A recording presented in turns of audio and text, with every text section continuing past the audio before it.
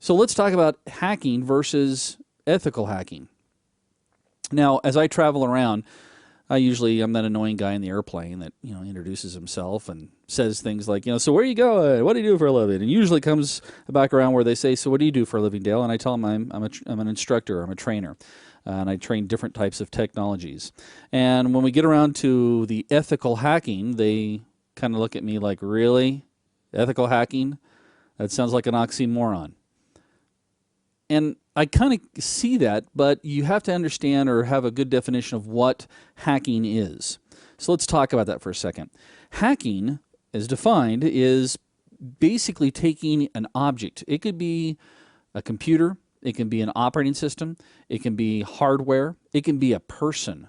We call that social engineering, which we'll talk about in another module. But we take those objects and we are able to make them do something that they weren't necessarily designed to do. So to kind of give you an example, back in the day I had an Xbox and had a lot of games, and I got really tired of having to deal with different CDs all the time. So I went, and this was a pretty in-depth hack, I had to actually purchase this special chip and I had to solder it into my Xbox. And then I had to download some software. And what it did for me is it allowed me to put in a bigger size hard drive. I think I put like a 500 gig in. And then I was able to rip my game CDs and store them on the hard drive and actually play them from the hard drive. It actually launched a different OS than the Xbox OS.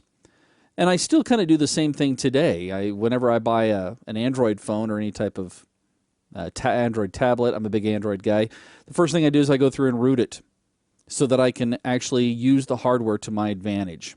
Now, I would consider that ethical hacking. Some people might have questioned that. I know a lot of manufacturers have tried to stop people from doing it. Recent court cases have come out and said, you know what? Basically, the consumer has purchased the product. They can do whatever they want with it. I can tear apart an Xbox if I want to tear it apart. I can smash it into pieces if I want to. So I should be able to make modifications if I want to. And until someone starts giving me a free phone or a free Xbox, I'm going to continue to do those things. But when it comes to the major difference between hacking and ethical hacking, you have to find out, first of all, if what you're doing in any way breaks any type of cyber laws or commits an internet crime. There are tons of laws out there, not just in the United States, but worldwide. Each country has its own cyber laws. The concept here, or the thing you got to be tricky about, or that's tricky about this concept, is that many times when you do a hack or when a hacker attacks you, he's actually in violation of 2 counts of that law.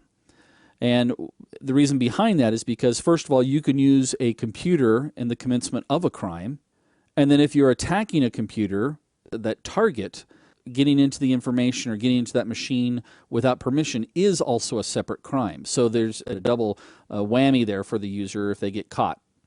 So you want to ask yourself, is the thing that I'm about to do, let's say that you learn something really fun and interesting during these modules, you learn how to go through and do an SQL injection.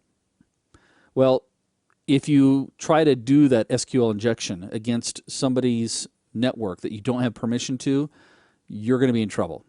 So that would be hacking. Ethical hacking, I'm going to use these same skill sets and try to do an SQL injection attack against my SQL server and see if that works or doesn't work. Or maybe I hire somebody to come in to do a pen test or a penetration test, which is just going through and pretending like they're a hacker trying to get in.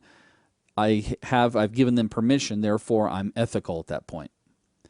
We also have to be concerned about intellectual property. If your goal is to take intellectual property or modify intellectual property, again, you're going to be in trouble. This is the big thing that we're trying to protect nowadays. And so a lot of ethical hackers are going to go through and see what information is exposed. And believe it or not, information gets exposed. I don't care what you have out there deployed, something can be exposed. So if you were to take a look at ethical hacking, it's basically the process of going through and testing and checking a network infrastructure for any type of possible loopholes or vulnerabilities. And we'll talk about vulnerabilities here in just a second.